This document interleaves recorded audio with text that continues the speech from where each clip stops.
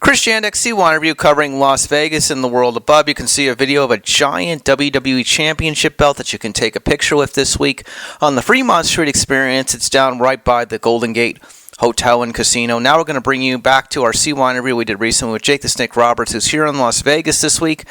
I'm Chris Yandeck for C1 review. I'll see you in the next one. Chris Yandeck, C1 review covering Las Vegas and the world. We're continuing our road to WrestleMania here in Las Vegas. I can't believe it's been 25 years since I've known our next guest. Of course, Jake the Snake Roberts is back with us. I probably have had more conversations with Jake the Snake Roberts than any other pro wrestler, and he's been a very big part of my life, and I'm glad that he's back here with us on C1 Review. From April 17th to April 20th, he'll be at WrestleCon at the Westgate Las Vegas Hotel and Casino during WrestleMania week. He's also going to be hosting a watch party on the second night of WrestleMania on April 20th at the Plaza Hotel and Casino. Jake, thanks so much for joining me again on C1 Review. How are you, sir? It's so good to see you. It's awesome to see you, man. It has been a while. But looking forward to Vegas, man. Well, here's my question to you. Let's just start off by saying this. You're going to be 70 in a few months, and I believe you're now at a point in your life where you probably have found more peace within yourself than at any other point in your life. So tell me about being an absolute survivor and inspiration to people, because you absolutely are. Well, it was a long road, and a road that I never thought I would go down. I didn't think I'd ever be sober.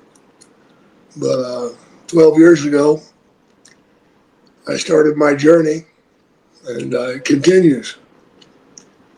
And being sober is such a damn treat. I mean, all the turmoil is gone, all the drama is gone, and it's just wonderful. It's absolutely wonderful. I've reestablished my relationships with people and with family. We're gonna have a 70th birthday party in June for me. Is my birthday? I'll be in Birmingham, Alabama, so that's no good. I don't want to party there. But the end of June, we're going to have a little get-together and go fishing, have a little fun, maybe some fireworks. How is your health today? It's up and down. You know, COPD is a monster, and I've got it. I've also got emphysema. So I have to keep an eye on that and work with it. Don't do anything stupid. And just take care of myself. You know, instead of just running towards the light, now I walk. And I get there, but it just takes me a while. So now tell me about coming back to Las Vegas in a few weeks. You're going to be at WrestleCon for 4 days. What is it still like to meet the fans at these conventions? That's going to be at the Westgate Las Vegas Hotel and Casino. Let's start with that. I love it. I love meeting the fans and talking to them and hearing their experiences and watching their eyes light up. Whenever I start to talk to them, it's an awesome feeling. I really enjoy it.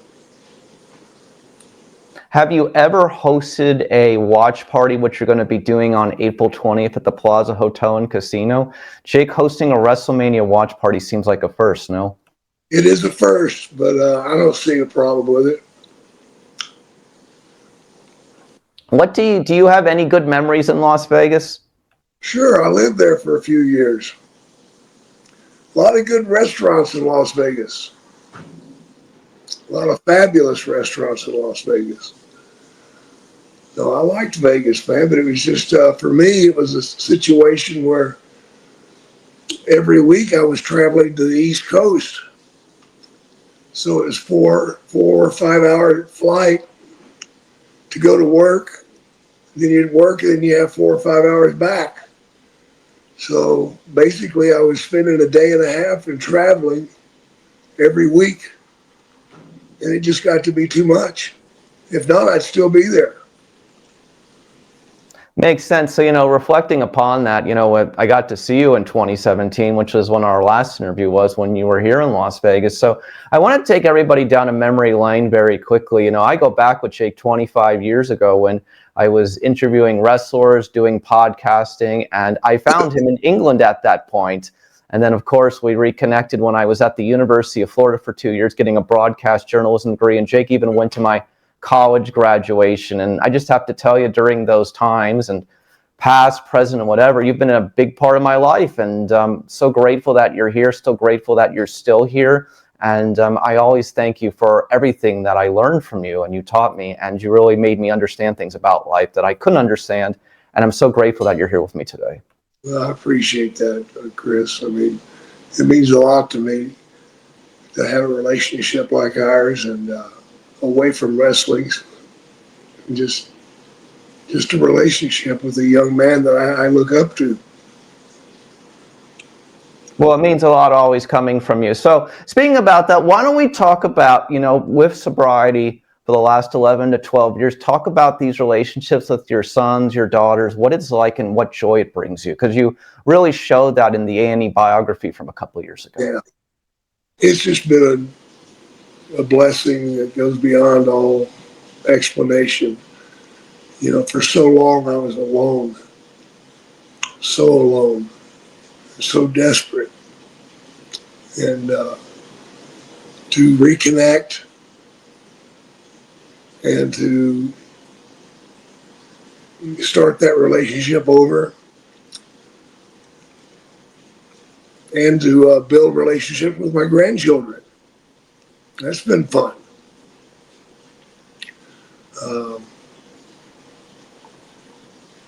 Both of my daughters have worked for me for a while, and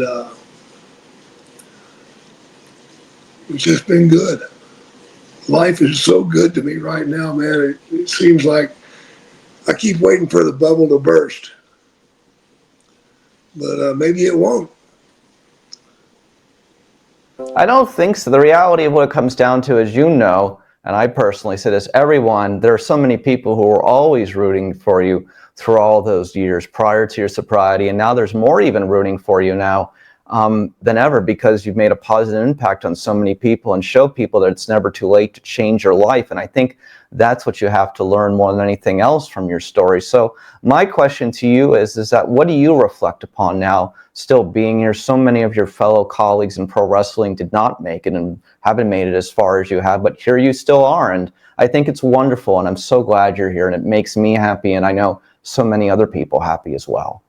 Well, it's been a tough road. I'm not going to joke with you, man. It's been real tough. Back in 15 years ago, man, I was a mess. I was a mess. But 12 years ago, I started that road to sobriety and got results immediately. I started feeling things again, which was different. I started tasting things again, smelling things again, hearing things again. All these things started coming back to me that I thought were lost. And to have all that come back to me has just been phenomenal. So then I want to ask you a few random wrestling questions that I've never had a chance to ask you in all the conversations we've had over the last 20 plus years. First one I want to ask you about, this is going to be just kind of very random. In so many podcasts in wrestling over the years, people have talked about, as far as real legitimate tough fighters, guys you wouldn't want to mess with in real life who are pro wrestlers. Right. Haku always comes up. Do you have a Haku story? Is he the toughest guy in any wrestling locker room you wouldn't want to mess with, or are there others? He's absolutely number one, without a doubt. I've been around him when he's done some pretty crazy things, man. I watched him bite a guy's nose off in a bar. Bit the nose completely off.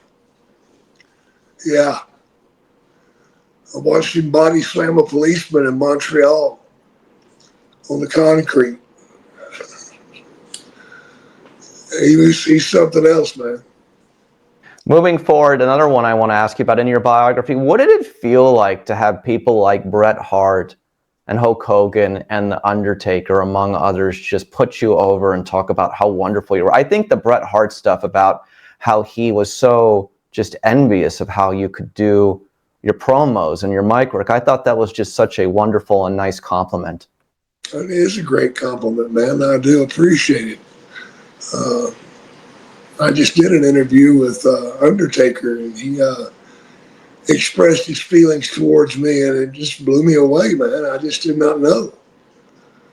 You know, I'm just doing what I do. I'm not doing anything special towards anybody. I'm not digging something out of the closet that I haven't used before. This is me. This is me. What I give you is what you get, and hopefully it'll taste good. Well, here's what I would say. There are three things to begin. Number one, you had an impact on Diamond Dallas Page. Number two, you had an impact on Steve Austin, because without you, Austin 316 and the Attitude Era boom probably doesn't begin. At least a shit ton of merchandising, right? And then, of course, number three, of course, is The Undertaker. I mean, think back to WrestleMania 8, how young he was when you guys were in the ring together. That was the beginning of his career, and there you were. I mean, it was one of those great epic contests, you know, more than 30 years ago. I mean, these are, you know, three of the other guys who just came right after you, you know what I'm saying? And look what happened to their careers, and it was all, you had a big impact on all of them. I did, man, and again, I wasn't doing anything special. I was just doing what I do, you know, and they picked up on it. You know, especially Undertaker. He really picked up on it. I spent a lot of time with him, not only in the ring, but outside the ring, driving down the roads. Other places, too, that I will not mention, but anyway. Yeah. So reflecting upon that, I hope you guys get to see each other when you're both here in Las Vegas in a couple of weeks. Yeah, I hope so. Come over to the convention and we'll absolutely see you at the Westgate. So moving forward, I want to ask you a couple more from the biography. Andre the Giant was scared of your snakes. Was anyone more scared of your snakes than Andre the Giant? Yeah, Kamala. Kamala was terrified of it. James Harris was a nice man. Yes, a wonderful, nice man from Mississippi, no denying that. Okay, moving forward, so let's focus on some things today. What are your thoughts on where professional wrestling is today? I think it's in a good spot. I mean, you got a healthy competition going on between the WWE and AEW. I think they both do a lot of good stuff. I work for AEW, so there we go. And then let me ask you about this question I've never asked you. It seems like a normal one that probably a lot have ever asked you, but favorite opponent in the ring or opponents in the rings, who are the guys that were just a joy to work with? DiBiase was a joy. Steamboat was a joy. Lynn Denton, the grappler from old school, he was a joy. Ronnie Garvin, tough as friggin' nails, man. And he would light me up. Focusing back one more on the WWE biography, when you were done with that and you watched the finished project, did you feel like that you closed the book on the toughest chapter of your life forever, and now you're in a new point in your life? Did it feel like that?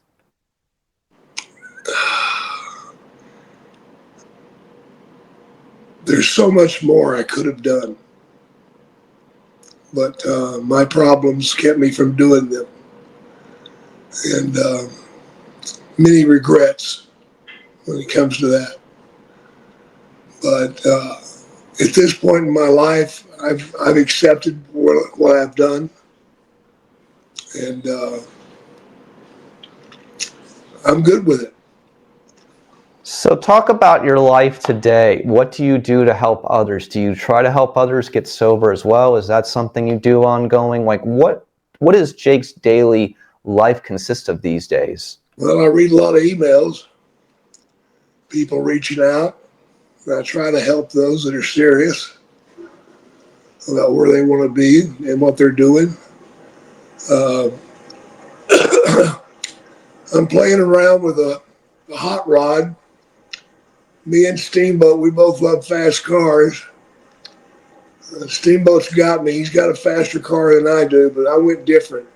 He's got a Mustang that's just crazy fast, 1,000 horsepower, which is monster number. And I've got a 65 sedan DeVille convertible that I play with. And I've got over 800 horsepower in it.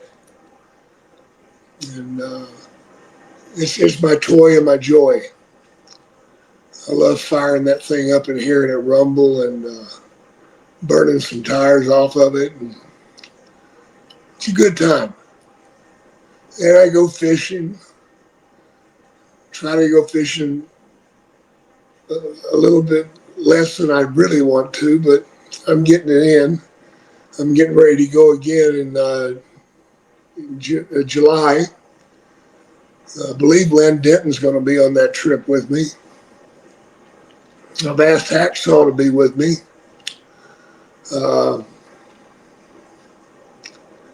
Yeah, good times. So here's my question to you at this point in time. You've had the WWE biographies. You're in the WWE Hall of Fame.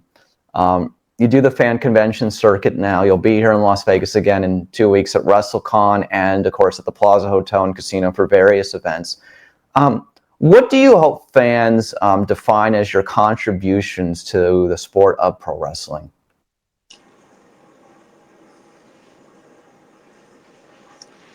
Well, I think they just got to watch it, see it, and judge it for themselves. You know, my career. And watch it develop, watch it change, watch it move in different directions. 1986, when it all really got started, and then in the 90s when it was finishing up, a lot of changes. And then look at those that I influenced, that I had influence over, and what their career did. Just ask them, don't ask me. Okay, couple more. Last two. Favorite Andre the Giant story? He knocked me down and sat on me and farted. That fart lasted for about 30 seconds. I've never heard anything like it. I can imagine. So I believe, if I'm not mistaken, you were also his personal driver at one point or another as well, right? Yeah, back way before I even started, I was refereeing. I drove him a few days, and it was quite the experience. His intake on alcohol was just insane. You know, he'd drink 2 cases of beer, no problem. Message to your fans? Excuse me? Message to your fans? Enjoy wrestling.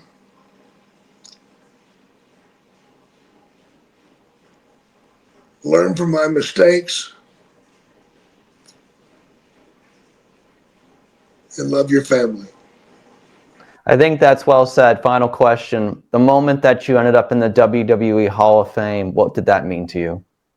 It meant a lot. It meant a lot. You know, it meant that the road finally had an end.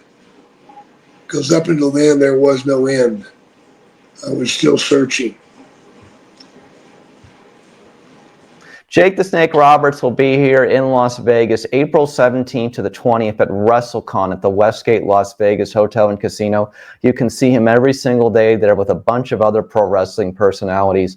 On April 20th at the Plaza Hotel and Casino, he will host a Night 2 WrestleMania Night 2 watch party at the Plaza Hotel and Casino in downtown Las Vegas, of course, near the Fremont Street Experience. Jake Roberts, as always, it's so great to see you, 25 years in the making. Thanks for being there for some of the most important moments of my life, and thank you for joining us today on CY Interview. Anything you'd like to add in closing? Spread some love out there, man. Oh, I do, and I will. And after this conversation, we'll talk about love. Thank you so much for joining me today. All right, bro.